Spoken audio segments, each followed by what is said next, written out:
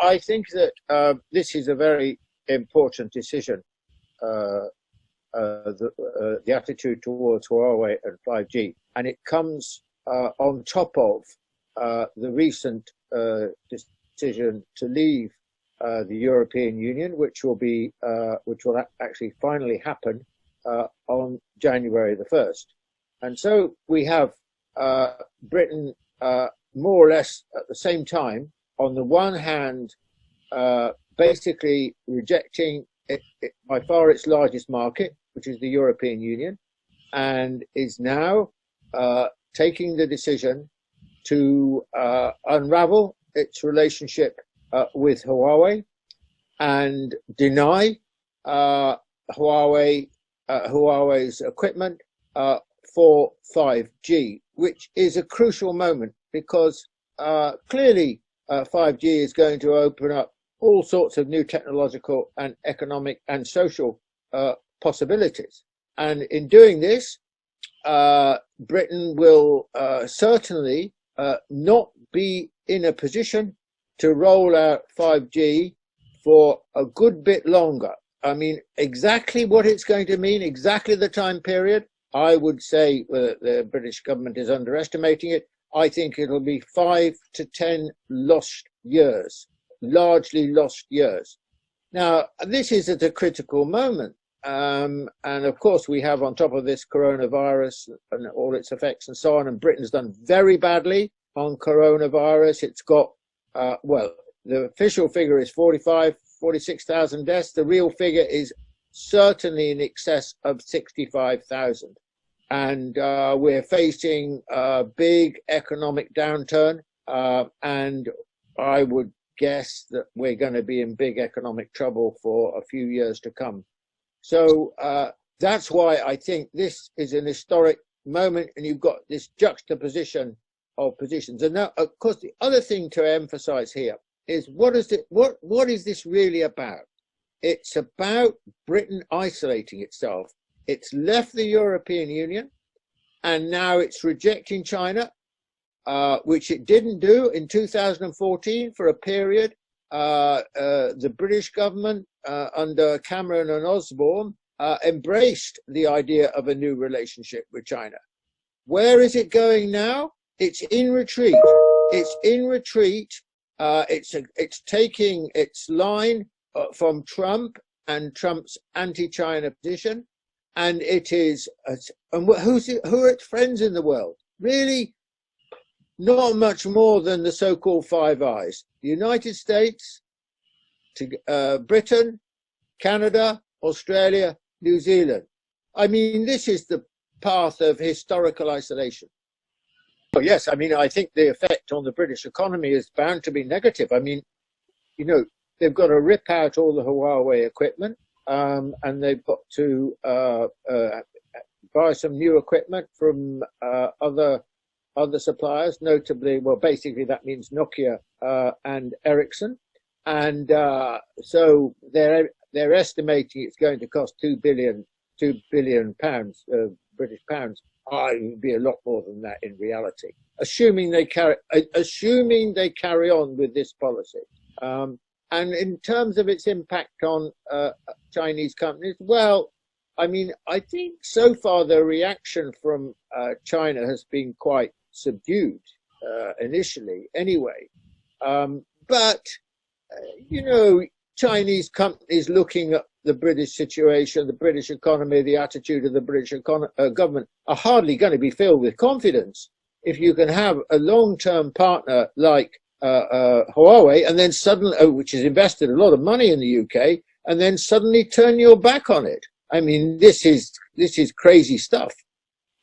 It seems to me that the Chinese government statement is quite sober and realistic. I mean, you know, which companies are going to invest in a country which is prepared to act in such a unilateral fashion and in such a precipitous way? I mean, it doesn't really, it's not a good sign for investment in the UK. And I mean, where is this going? Well, let's assume that the US government's position carries on like this, which is my own view is it will. And even if Trump is not elected, even if Biden's not elected, it'll make a difference. But I think that the direction of travel of the American government will continue for some time, because this is a deep change in the United States, which is grounded in a new set of attitudes on the part of the Americans. So I think that the British government it's leading itself into isolation now. But how? I can't. Maybe something will bring it to its senses. Maybe Johnson won't last so long. But I'm not optimistic. I think that this decision is going to stick for quite a while. I think that Britain is sending that message that Britain intends to be a very close ally of the United States, resume the position it has been until recently. I mean, the situation changed for a period when Britain was standing a little apart from the United States, for example, on joining the Asian Infrastructure Investment Bank in 2014 and 2015. And I think that far from, all this talk about in the UK about global Britain is nonsense. This is a retreat. This is retreating from any notion of some kind of global presence, because it's retreating into what is, essentially, it's not retreating even into the West, because I'll come to this in a moment, but it's actually retreating into a very narrow West. When I said the Five Eyes, when I said, when you think of the Five Eyes, what are they? They're the US, the UK, Canada, New Zealand, Australia. What are they? They are all, let's be blunt about it, white nations, and 4 of them were settler colonies of the UK. This is not the West. What about Europe? Well, Britain's already turned its back on Europe, and the Europeans have, I think, we'll see what happens in relationship to Huawei and Europe and so on. But Europe is not really on message as far as this is concerned. The key country to watch is Germany and the which way Germany goes on Huawei. But I think Germany has a much more strategic, much more historically rooted relationship with China over a long period. And Merkel's position is absolutely not the same as Johnson, doesn't have the same relationship with the United States, is refusing to embrace Trump and so on in a way that Johnson is clearly prepared to embrace Trump. So this is very important. I mean, what happens with Europe is very important. And the fact is that on Belt and Road, for example, there are at least 3 West European countries which have gone, which have signed up. The most important, of course, is Italy in May last year, and then in addition there is Greece and Portugal, and then in addition to that, in East and Central Europe, we've got 16 countries that have signed up to Belt and Road. Now, this is against the fierce opposition of the United States. So the position is not. The global picture is that the West is fragmenting, and I wouldn't say disintegrating, because I think that would be taking it too far. But it's fragmenting. There are different positions emerging in the West, and I would expect the likelihood of that is that it will continue. And China must, of course, be very smart about this. I mean, China needs to, as far as possible, win, have a rapprochement with build relationships with the various countries. It's very important that China, it's quite fierce and aggressive sometimes in the situation in China, but it mustn't antagonize unnecessarily the European countries. It has to win them, and including making serious concessions if that is necessary. Yeah. You have to understand in relationship to Britain is that there's a long history to this. Although the recent period, since 2014, there was a turn towards China, a limited turn towards China. Don't let's exaggerate it, but definitely a turn towards China. But if you go back to the end of the Second World War and the period since the Second World War, when essentially the United States replaced Britain as the dominant power in the world, until the Second World War, Britain could still at least think it was dominant or equal, on an equal footing with the United States. After the Second World War, it wasn't.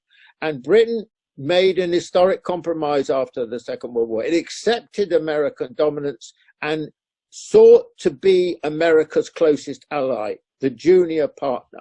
And so what happened was that Britain abandoned its independence and decided basically to follow, to kowtow, if you like, to the United States, and has kowtowed to the United States ever since. Very, very few signs of not following the American lead. The two most important examples in the whole period, I suspect, since 1945, of not following the United States were first the refusal of the Labour government in the 1960s to send troops to Vietnam, which the Americans wanted, and secondly, the decision in 2014-15 to join the Asian Infrastructure Investment Bank. Otherwise, Britain has been a slavish follower of the United States. So don't be surprised too much by this. There's a long history, unfortunately, behind this, which does not apply to Europe. My advice to Huawei and the Chinese government would be to say that the most important thing is for Huawei not just to survive in this situation, but to prosper. I mean, it is the success of Huawei which has led to this situation. You see, the reason why there's been, I think, this major shift in the American position, and Britain's kowtowing after America in relationship to it, is that there was a period, the whole period of relative engagement and benevolence between China and the United States was based on two American assumptions. The first assumption was that China would never challenge the United States economically, and secondly, that the political system that China was unsustainable, that unless it adopted a Western style, sort of democratic system, then China would just hit the wall. And of course, and I think the end of that period really came with the financial crisis in 2008, because then, the crisis that the Americans had predicted for China actually happened in the United States. And therefore, from that moment, there was there began the process of reviewing and revising the American view of China. And the previous two assumptions were completely undermined by the financial crisis and by the rise, of course, of China. And so what happened in America was the rise of a view that China was a threat and it had to be dealt with, and China, somehow or other, they had to stop the rise of China. And of course, China, far from being just a copier and an imitator, was actually entering quite new territory as a technological innovator that competed in a very powerful way with the United States. So, Shenzhen is now, a competitor to Silicon Valley. So, my first point is, this is very good what Huawei's done. It's been it's been one of the great innovative companies in the world, and it needs to protect itself and survive this kind of attack. And I think it will. I think that Huawei will carry on. I mean, of course, now it has to address the big problem that in terms of chips, in terms of semiconductors, to not being able to be supplied by American companies and so on. So it needs to accelerate its development in these kind of areas. But I would say carry on and keep supply as many countries in the world as you can. I mean, I think Huawei's done very well, and I don't have any criticisms of Huawei in this situation. We have an expression in English which is all power to your elbow. Keep going. You're a very important company. You're going to be more and more important, and you're a great beacon, I think, for China.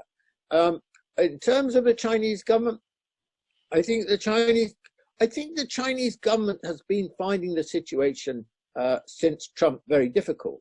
I mean, if you go back to the period when Xi Jinping became a general secretary and president and so on, there was a period between, I would say, 2012 and 2015, where really for the first time ever in modern times, the Chinese leader became a major global figure, and with a series of new ideas, Chinese Dream, Belt and Road, Asian Infrastructure Investment Bank, new relations between major powers and so on. All this was very interesting and very important and very innovative. And then Trump came to power, and that period really came to an end at this moment, when China was really put on the defensive by this kind of onslaught from Trump, which was designed, of course, exactly what it was intended to do. And I think in a way the Chinese government has been to some extent struggling, how to deal with this situation. I mean, it's been a brutal assault. And I think what I would say is, it's in a situation like this, it's extremely important also to keep being creative, keep being constructive. Don't allow a feeling of defensiveness and sort of ghettoization,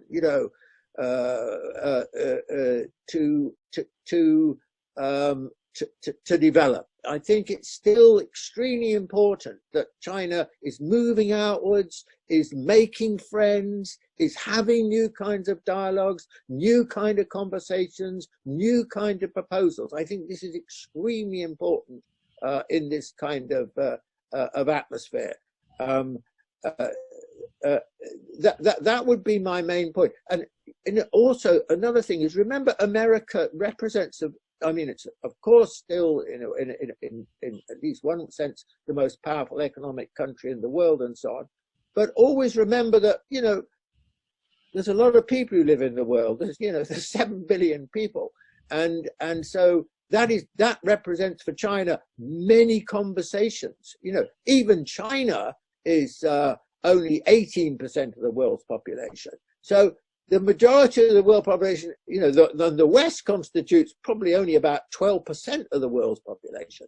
So there's a vast, and China is only just now beginning to think of itself in bigger terms as a global power. So it's very inexperienced about handling this kind of thing. It's a big, steep learning curve, and it's climbing this learning curve in a situation where in which the United States has suddenly decided to knock it on the head, and so that made it more difficult to proceed in this kind of way. But this is very important, and so therefore, China shouldn't take too many battles on. Sometimes I think it feels as if it's fighting on too many fronts. The ASEAN countries, for example, the relationship between China and ASEAN countries is very important, and so the differences in the South China Sea are minor compared with the problems with the United States. So I think it's very important that China, wins as many friends as possible on as many fronts as possible in this situation. That would be my advice. It's a very difficult situation, and I absolutely sympathize with the situation that China's been in. But it's very important to not get drawn too much into this kind of battle with Trump. And always remember, never sink to Trump's level. Trump is in the gutter. China must never join Trump in the gutter. It mustn't engage in tit for tat. It must rise above that. It must behave with great dignity and also humility in this situation, because its audience is the world. It's not just this guy in Washington, D.C., who's causing so much trouble. The audience is the world, so China has to think of itself as talking to the world.